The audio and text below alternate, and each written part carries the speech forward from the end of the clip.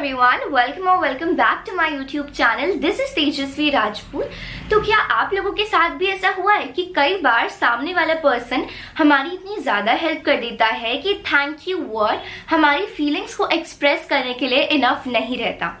मेरे साथ तो ये बहुत बार हुआ है, इसीलिए मैं आप लोगों के लिए आज ये वाली वीडियो लेकर आई हूँ जिसमें कि हम डिस्कस करेंगे ऐसे 20 डिफरेंट वेज जिससे कि आप थैंक यू बोल के अपनी फीलिंग्स एक्सप्रेस कर सकते हैं। So by using these sentences you can express how grateful and how thankful you are to the other person. So let's begin with the video. आप सबसे पहले बोल सकते हैं, words are powerless to express my gratitude. Words are powerless to express my gratitude. Words are powerless to express my gratitude का मतलब होता है एक्सप्रेस नहीं कर पा रहा कि मैं कितना थैंकफुल हूँ, how grateful I am. मैं वो चीज एक्सप्रेस नहीं कर पा रहा. So words are powerless to express my gratitude. अगला सेंटेंस है thanks a ton for.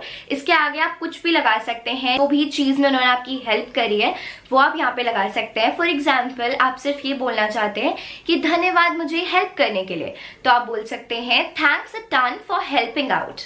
Thanks a ton for helping out. और आप ये भी बोल सकते हैं how can I ever possibly thank you. How can I ever possibly thank you?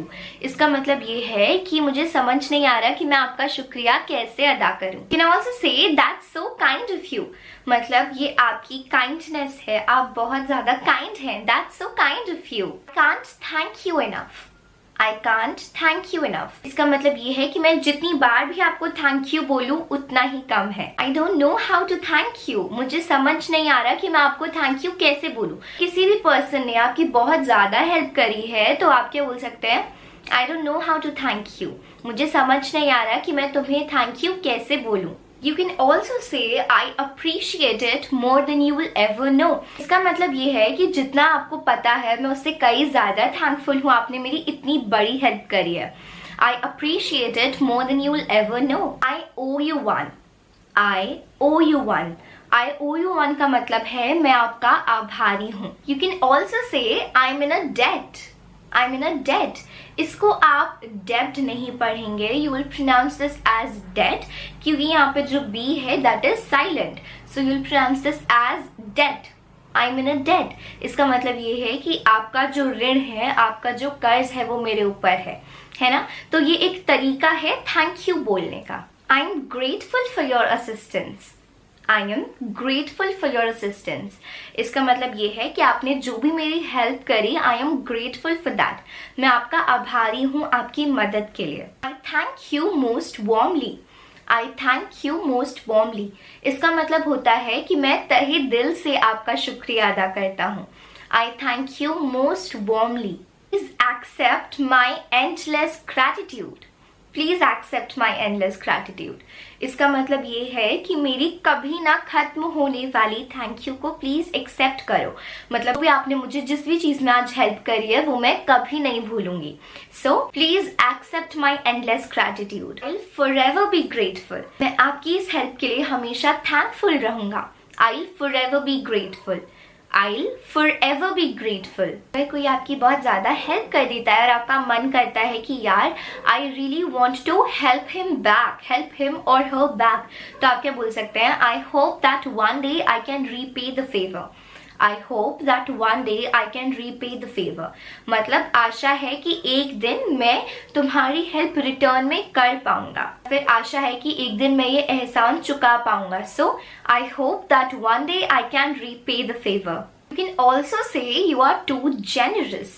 You are too generous. इसका मतलब होता है कि आप बहुत काइंड हैं, आप बहुत उदार हैं। थैंक्स अ बंच भी बोल सकते हैं, सिर्फ थैंक्स अ लॉट या थैंक यू या थैंक्स बोलने के अलावा आप थैंक्स अ बंच भी बोल सकते हैं। थैंक्स अ बंच मतलब बहुत बहुत धन्यवाद। You can also say thanks a million. Thanks a million या फिर a million thanks to you. ठीक है, दोनों करेक्ट होंगे, थैंक्स अ मिलियन या फिर a million thanks to you. For example आपका कोई काम बिगड़ने ही वाला होता है, इतने में कोई आपकी हेल्प करके उस काम को संवार देता है, तो आप क्या बोल सकते हैं, you are a life saver. You are a life saver. इसका मतलब ये नहीं है कि तुमने मेरी जान बचाई, इसका एग्जैक्ट वो ही मीनिंग नहीं निकल के आता। अगर आपको कोई आपके स्कूल प्रोजेक्ट, कॉलेज प्रोजेक्ट या किसी ऑफिस प्रोजेक्ट में हेल्प करता है एट द लास्ट मोमेंट, तो भी आप you are a life saver बोल सकते हैं। Gratitude knows no bounds. My gratitude knows no bounds. इसका मतलब ये है कि जितना मैं आपके लिए शुक्रगुजार हूँ उसकी कोई सीमा ही नहीं है। माई ग्रैटिट्यूड नोज नो बाउंड्स। आज का लास्ट सेंटेंस है I am obliged.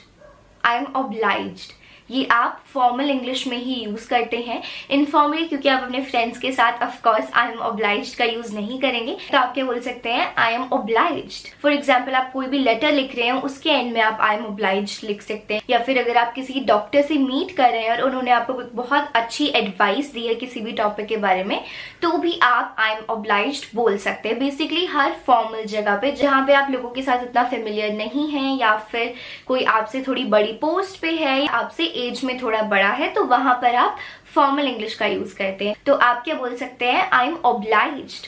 I am obliged. तो yeah guys that's all for today's video. I hope कि अब अगर कोई भी आपकी हेल्प करता है तो आप उनको इन्हीं सेंटेंसेस में से थैंक यू बोलने की कोशिश करेंगे और एक्सप्रेस करने की कोशिश करेंगे कि आप कितने थैंकफुल हैं। Bye, thank you.